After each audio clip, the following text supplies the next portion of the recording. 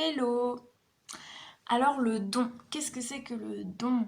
On donne, on donne, mais souvent on donne pas parce qu'on a peur de manquer, on a peur de pas avoir assez, on a peur de rien avoir en retour. Et du coup on donne pas. Mais j'ai joué à ça grâce à Baba Bear qui m'a appris à ce merveilleux jeu du don. C'est que quand tu donnes, et plus tu donnes, moins tu manqueras. Le jeu, le jeu ou la magie du don, c'est que quand tu donnes, tu reçois. C'est comme ça, quand tu donnes, tu reçois.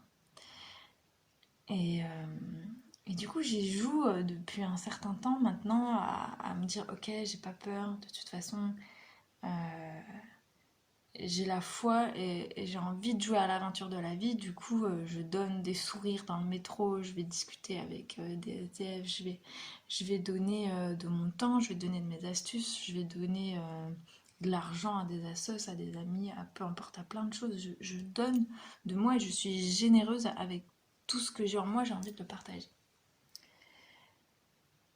Et puis des fois c'est chaud parce que tu donnes à quelqu'un et il dit pas merci.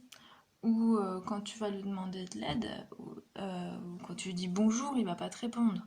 Quand tu lui donnes un sourire, il va pas te le rendre. Et c'est ça la subtilité, c'est que en fait quand tu donnes à quelqu'un ou quelque part, euh, comme on est dans l'ignorance, on attend que ça revienne de là. On donne, on attend que ça revienne du même endroit.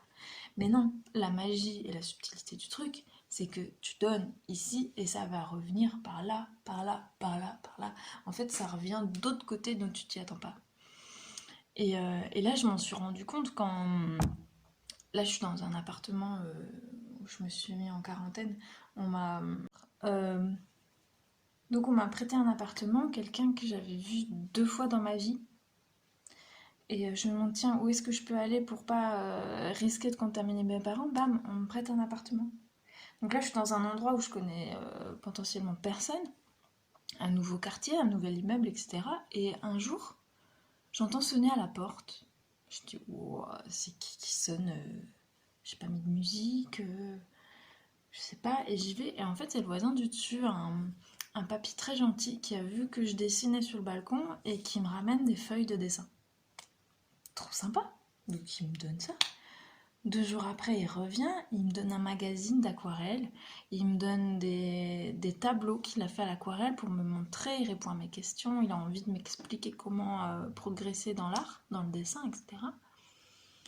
3 jours après, il revient, il me donne un bouquin énorme qui est un truc de fou, enfin, the livre de base du dessin. Enfin, et je l'ai jamais vu ce papy, je lui ai jamais rien donné non plus, mais il me donne, il me donne, il me donne.